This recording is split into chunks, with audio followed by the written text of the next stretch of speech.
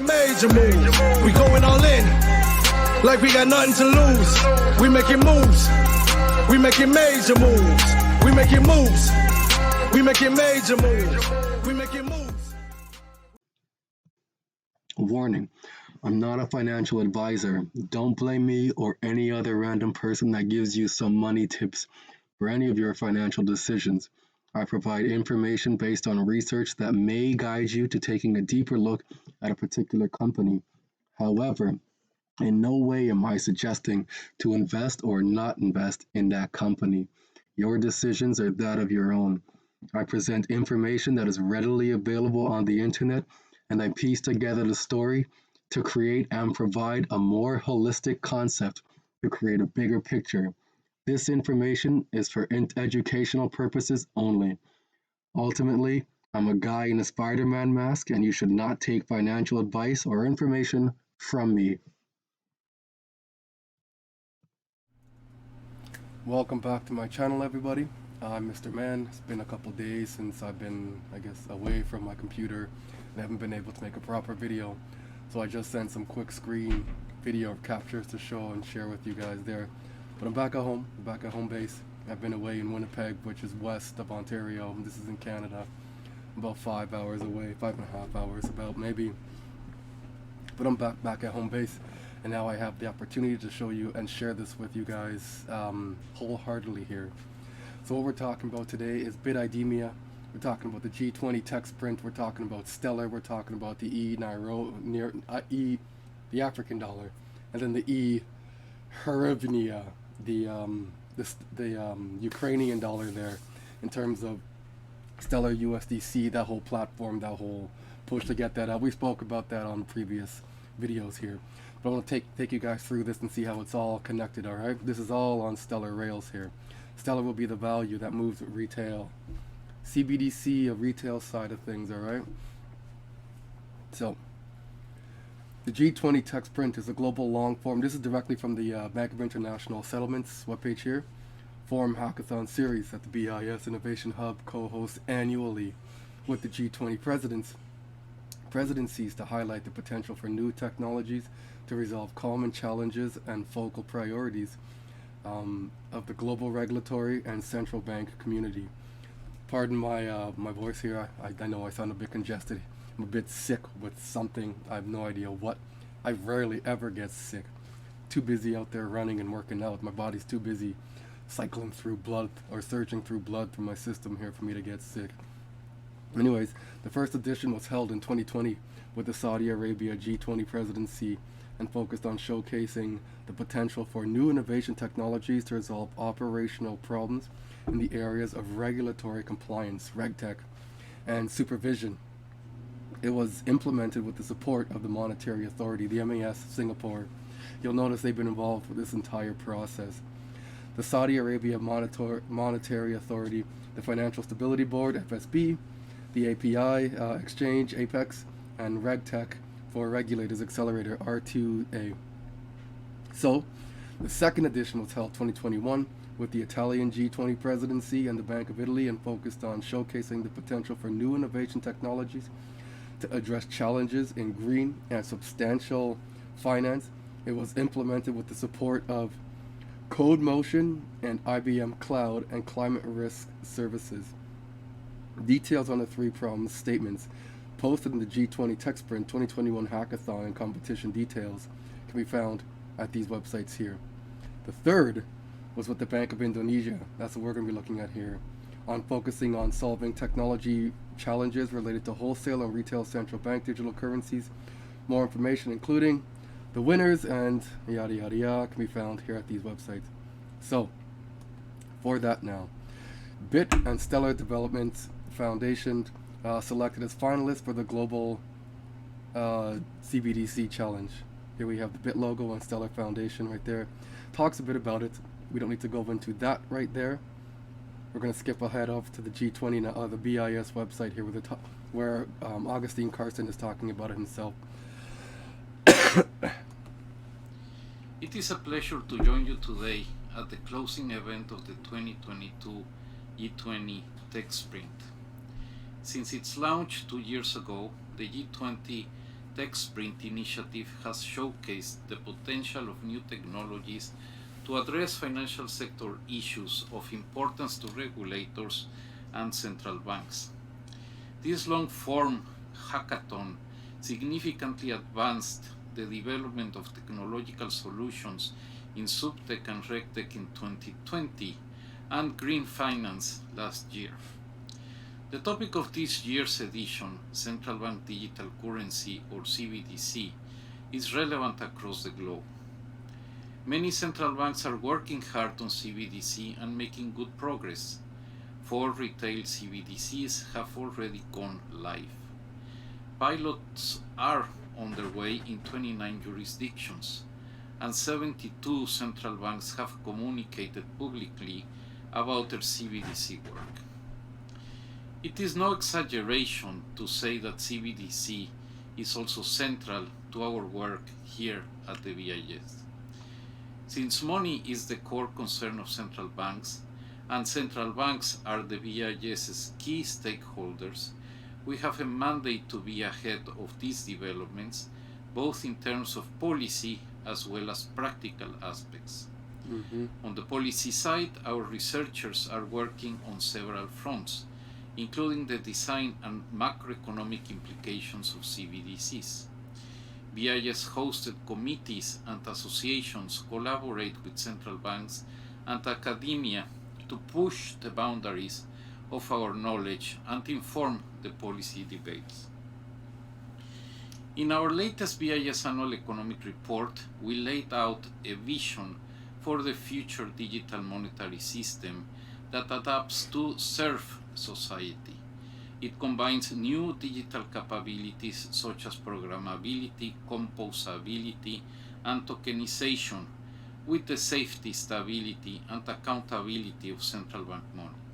Pause for a second there. So I've also shown you guys projects by the BIS called Project Genesis, which involved the Singapore Monetary Authority before, which was partnered with Stellar using Stellar Rails, all for green bonds. Yeah. Central banks remain at the core of the system, providing a foundation of trust for services by the private sector. So for that trust to exist, there has to be tangible hard assets backing these blockchains, or backing these currencies, I should say, not blockchains. So the way this works, I had posted a video on my Twitter, so please follow me on my Twitter. You'll see a lot more information coming out there. Short information directly to the point, and then I tend to do long form videos here on YouTube. But the way that works is you have your tangible asset being gold, diamonds, oil, potash, whatever that case is, whatever the it is in that region. Then you have your CBDC, the central bank digital currency. It has to come from the central bank first, because the central banks are the one who possess the valuable thing that create the money. So that derivative, that CBDC, is what's backed by that gold, or the reference asset, if you will. So to move this around, you need rails for it to move around. You have the wholesale, the back end of things now, and that's where the XRP comes in here. And then as you get as you get to the other side of things now, pretend it's like a meridian here, or a line here. Wholesale, move over to retail here. That's where XLM comes in, and that's what these experiments are all about, is the retail side of things. You'll notice they're going to be talking about retail, and I'm going to go into Bitt-IDEMIA a bit deeper here, show you guys how it's going to affect the retail. Built around central bank money. Okay, enough of that. So, here we go. BIS Innovation Hub and Bank of Indonesia announced finalists for G20 TechSprint CBDC Challenge. 21 teams have been shortlisted out of almost 100 teams worldwide.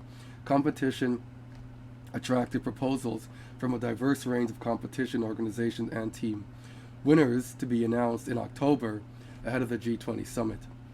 The BIS and Bank of Indonesia, under the Indonesian G20 presidency, today announced the shortlist finalists for the G20 TechSprint Challenge on central bank digital currency. Did I say MAS? I meant to say Indonesia.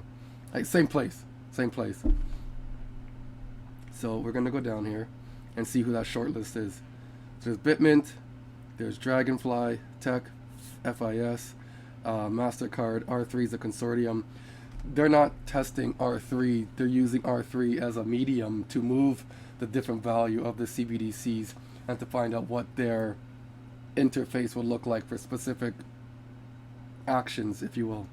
You have Ripple. Ripple itself, they're not testing Ripple there. They're using Ripple as the blockchain to move the value, but they're testing how this will look on interfaces for specific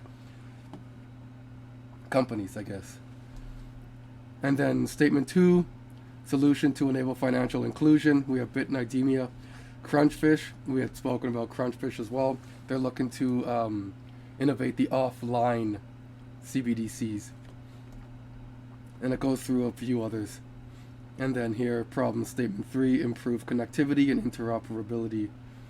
Alright, so going through here, the BIS Innovation Hub in Indonesia announced winners for G20 Tech Sprint.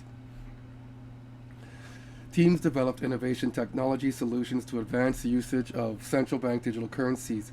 The winning teams were Dragonfly Tech Sprint from Singapore, Bitt-IDEMIA from US, and Partior from Singapore. Competing teams have developed solutions to enable issuance, distribution, and transfer of CBDCs, financial inclusion, and improvement of interoperability. The Bank of International Settlements and the Bank of Indonesia today announced the winners of the G20 Tech Sprints Challenge. They had a ceremony in Jakarta. We know who the winners were. So Team Dragonfly from Singapore won the effective and robust means to issue distributed transfer CBDCs category for the solution of end-to-end CBDC solutions. We're not going over that today, which is proprietary blockchain ledger with unique inbuilt features and includes a mobile wallet and digital identity platform. So they're all about the wallet and the digital ID. We're going to talk about Bitt and IDEMIA here. From the US, won the enabling financial inclusion category for their solution for secure offline CBDC, which involves right here, Crunchfish. That's who they are, okay? Crunchfish. I believe I still have it up here. Let's see. Crunchfish. I was looking into them earlier too. Crunchfish receipts clear. This is something a little different, but this is the company here, Crunchfish. Okay. So that's what we're looking into. Let's keep going. So here is the Bitt and IDEMIA winners of the G20 Central Bank Digital Currency Tech Sprints 2022. Bitt and IDEMIA are pleased to have won the 2022 Tech Sprint Global CBDC competition. The announcement came ahead of the G20 Bali Summit from the BIS and Bank of Indonesia as they concluded their third annual contest, which received more than 100 submissions from many of the world's leading financial technology, science, and marketing companies. An independent panel of 11 experts convened by the Bank of Indonesia assessed the developed prototypes from the shortlist teams to determine the winners. Bitt and IDEMIA joined forces to bring together Bitt's digital currency management system, DCMS, and IDEMIA's secure solution for offline CBDC payments. Oh, okay, so that's IDEMIA's, not Crunchfish's. Okay. The different components enable central banks to launch their CBDC with complete interoperability with current systems to ensure low-cost access with a variety of easy-to-use payments devices and best identity management verification available in compliance with the regulatory requirements. This is the promise to offer a truly inclusive and convenient CBDC with no compromise on usability and security, as Augustine Carson said earlier. So, on my Twitter here, this is my Twitter, Mr. Man, here is Bitt and IDEMIA, or Bitt.com's video.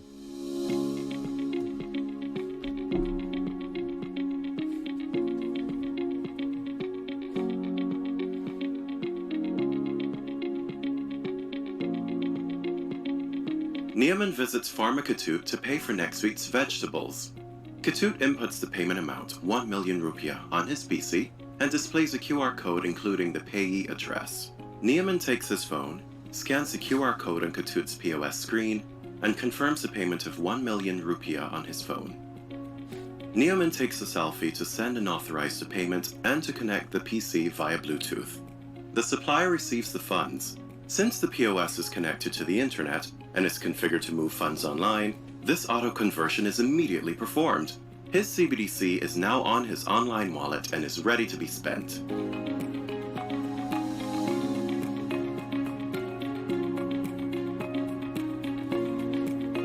Held an offline escrow account. Just pause it and read this. Alright. Let's go to the next one. Right here.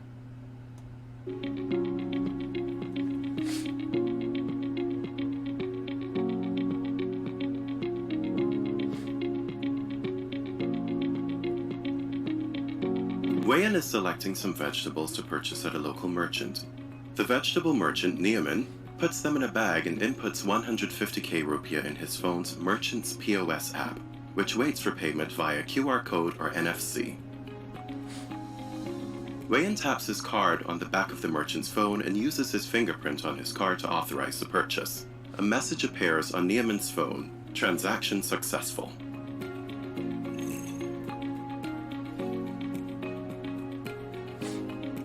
Neoman, the vegetable merchant, is also equipped with a low-cost terminal that can enable the transfer of funds between offline cards. Neoman checks that his vegetable business's CBDC card is well inserted in the terminal. He presses a button to power the terminal. The screen shows requested amount. Neoman types 100,000, then validates the amount. The screen shows pay 100,000. Neoman holds the terminal in front of Wayan. Wayan taps his card to the terminal, keeping his finger on the sensor. The terminal beeps. The screen shows transaction approved. Thanks.